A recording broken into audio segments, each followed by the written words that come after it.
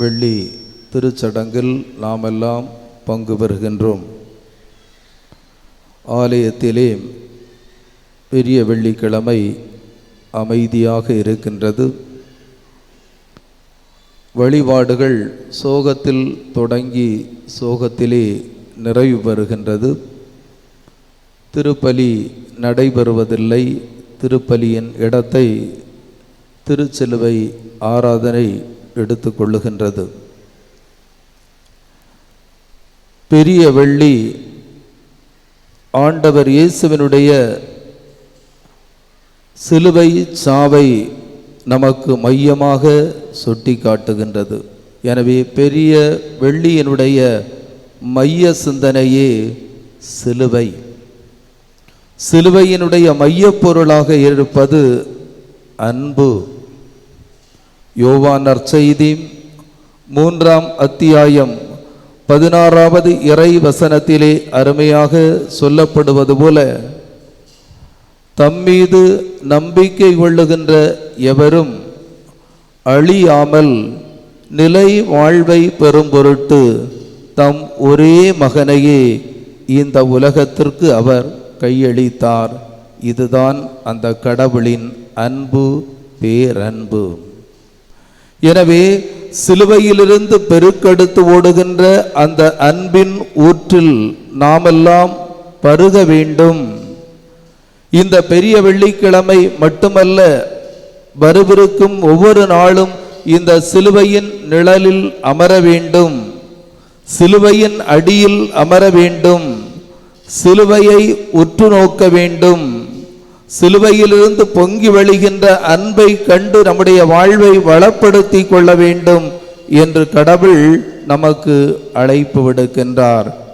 சிலுவை அனைத்திலும் தலை சிறந்த ஒன்றாக இருக்கின்றது.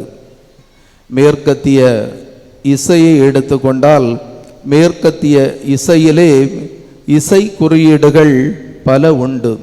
அதில் ஒரு இசை குறியீடு சிலுவை. அந்த சிலுவை குறியீடு வருகின்ற பொழுது உச்சத்தில் பாட வேண்டும். அனைத்தின் உச்சம் சிலுவை. ஆண்டவர் இயேசுவினுடைய கருணையின் உச்சம், இரக்கத்தின் உச்சம், அன்பின் உச்சம், மன்னிப்பின் உச்சம் ஆக சிலுவை என்பது கிறிஸ்தவ வாழ்வினுடைய உச்சமாக இருக்கின்றது. அன்புக்குரியவர்களே, யார் யாரெல்லாம் இந்த சிலுவையின் அடியில் அமருகின்றார்களோ அவர்கள் நிம்மதியை பெறுகின்றார்கள், நம்பிக்கையை பெறுகின்றார்கள், வாழ்வை பெறுகின்றார்கள், விடுதலையை பெறுகின்றார்கள். எனவேதான் இது கிறிஸ்தவ வாழ்வினுடைய உச்சமாக இருக்கின்றது. திருவிவிலியத்தை பார்க்கின்றோம். பல்வேறு மனிதர்கள் இந்த சிலுவையின் நிழலில் அமர்ந்தவர்களெல்லாம் மீட்பை பெற்றதாக பார்க்கின்றோம். நூற்றுவர் தலைவன், நம்பிக்கையின்றி வருகின்ற அந்த மனிதர் சிலுவையின் அடியில் அமருகின்ற பொழுது மாபெரும் நம்பிக்கையாளராக அவர் மாறுவதை பார்க்கின்றோம். நல்ல கள்ளன், பாவியாக இருந்த அந்த நல்ல கள்ளன் ஒரு புனிதனாக மாறுவதை நாம் பார்க்கின்றோம். அரிமத்தியா சூசை, பயத்தோடு வந்தவர் சிலுவையின் அடியில் அமர்ந்த பொழுது துணிவோடு செல்வதை நாம் பார்க்க முடிகின்றது. புனித யோவான் சாதாரண ஒரு சீடர், ஒரு சாதாரண சீடர் அந்த சிலுவையை ஏற்றுக்கொண்டு அதை அரவணைத்து அந்த சிலுவையின் அடியில் அமர்ந்த பொழுது, அம்மா இதோ உன் மகன் என்று சொல்லி ஆண்டவர் இயேசுவினுடைய தாயின் மகனாக மாறுகின்ற ஒரு மாபெரும் பேற்றை அவர் பெறுவதை நாம் பார்க்க முடிகின்றது. ஆகவே சிலுவை என்பது நம் வாழ்வின் மாபெரும் புதையலாக இருக்கின்றது. ஒரு தந்தை தன்னுடைய பிள்ளைகளால் கைவிடப்பட்டார். 5 பிள்ளைகள் இருந்த பொழுதும் ஒரு பிள்ளை கூட அந்த வயதான தந்தையை பார்ப்பதற்கு முன்வரவில்லை. கைவிடப்பட்ட நிலையிலே அந்த தந்தை இருந்தார். எனவே அவரை கவனித்துக் கொள்வதற்காக ஒரு பணியாளர் அவரை கவனித்து வந்தார். அவருக்கு தேவையான எல்லா உதவிகளையும் செய்து கொடுத்தார். அவருக்கு உணவு கொடுத்தார், அவரை நன்கு கவனித்து கொண்டார். அந்த முதியவர் ஒரு நாள் இறக்கின்றார். அந்த முதியவர் ஒரு நாள் இறக்கின்ற பொழுது அவருடைய சொத்துக்கள் எல்லாம் யாருக்கு சென்றது என்பதை எல்லோரும் பார்த்தார்கள். அப்படி பார்க்கின்ற பொழுது இறந்த அந்த முதியவர் தன்னை இதுவரையும் கவனிக்காத 5 பிள்ளைகளினுடைய பெயரிலே அந்த சொத்துக்களை எல்லாம் எழுதி வைத்திருந்தார். ஆச்சரியமாக இருந்தது. ஒரு நாள் கூட சொந்த அப்பாவை கவனிக்கவில்லை. கைவிடப்பட்ட நிலையிலே வாழ்ந்தார். ஒரு பணியாளர் அவரை சொந்த தந்தையை போல கவனித்து கொண்டார்.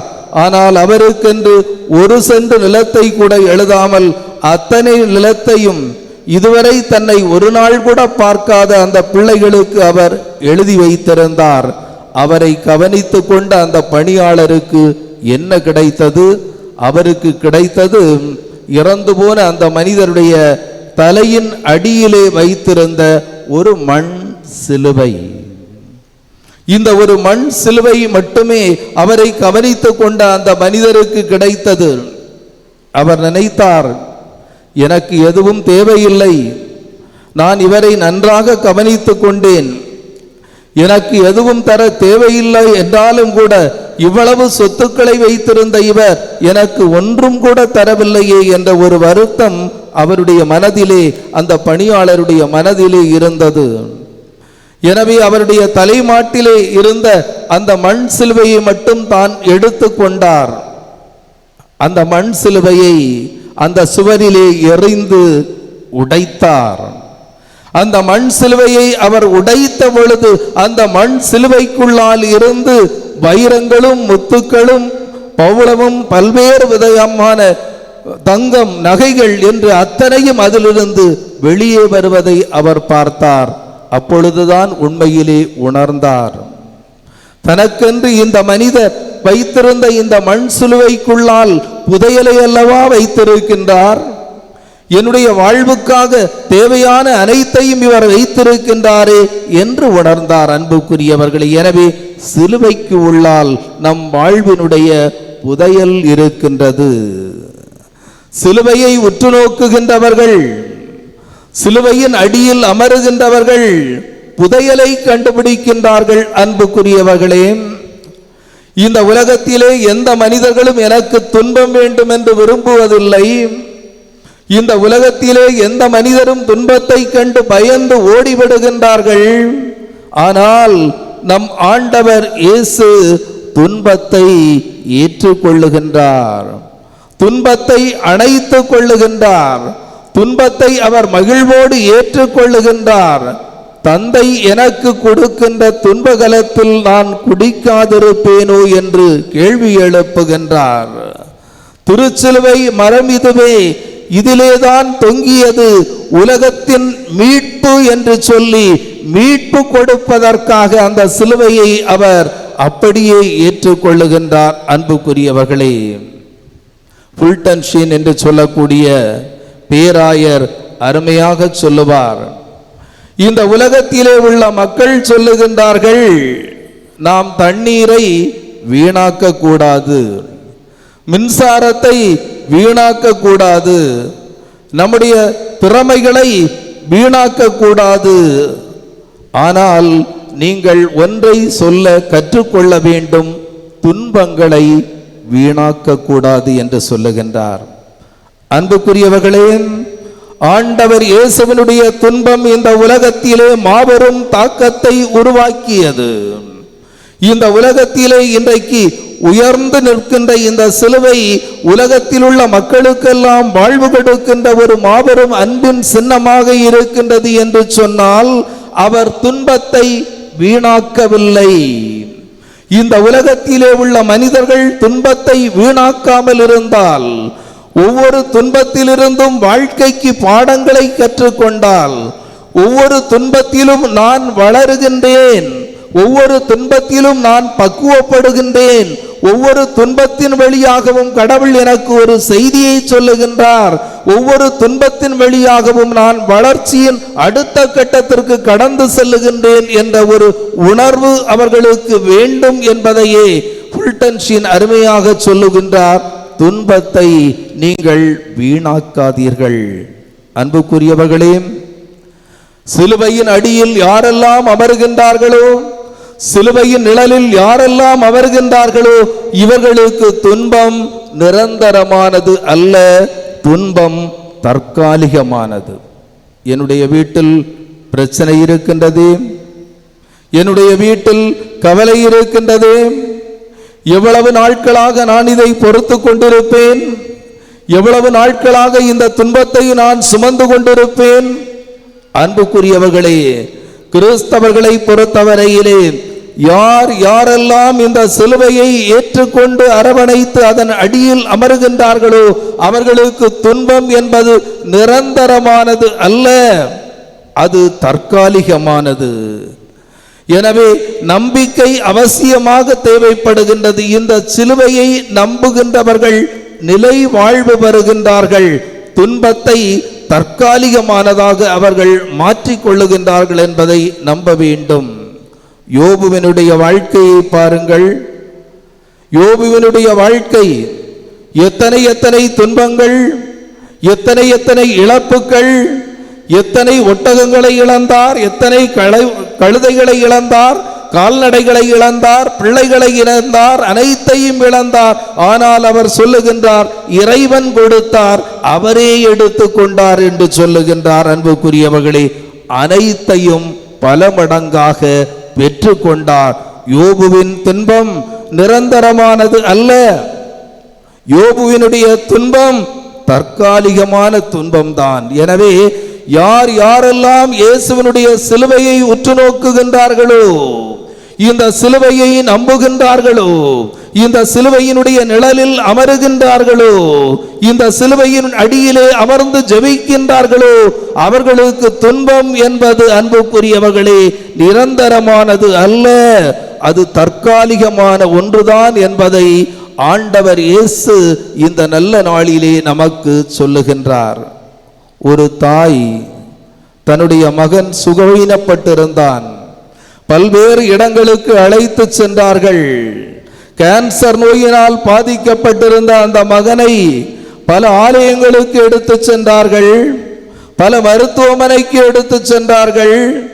அந்த தாயினுடைய அந்த முயற்சியிலே அவர் தோல்வி கண்டார். ஒரு விதத்திலே எல்லா இடங்களுக்கும் எடுத்து சென்ற அந்த தாய் ஒரு நாள் தன்னுடைய மகனை இழந்தார். அந்த மகன் இறந்து போகின்றார்.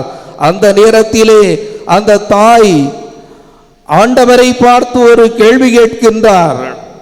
ஆண்டவரே, என்னுடைய மகன் இறந்த பொழுது நீ எங்கே இருந்தாய்?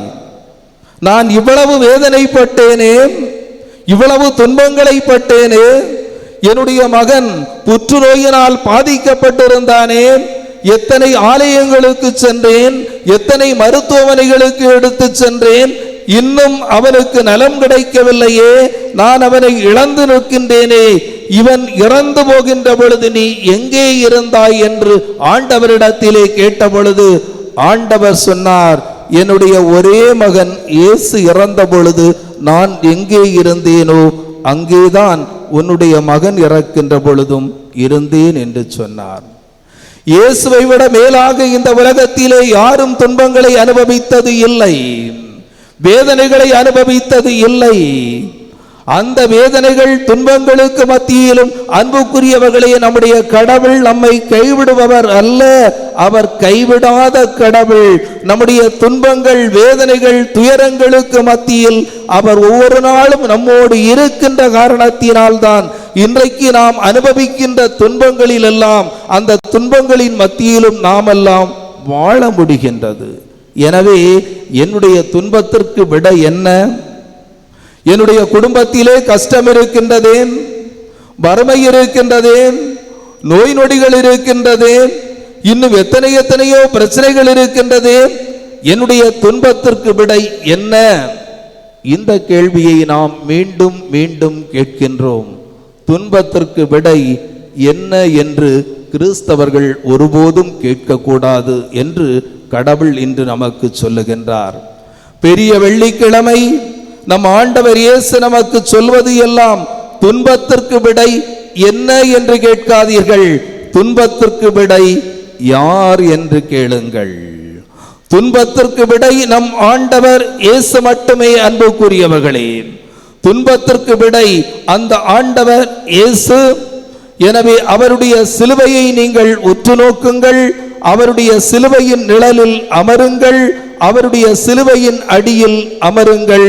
அப்படி என்றால் உயிர்ப்பின் ஜன்னல் உங்களுக்கு திறக்கும். சிலுவையின் அடியில் அமர்வோம். உயிர்ப்பின் ஜன்னல் நம் ஒவ்வொருவருக்கும் திறக்கட்டும். அதற்காக இத்திருப்பலியிலே வேண்டுவோம்.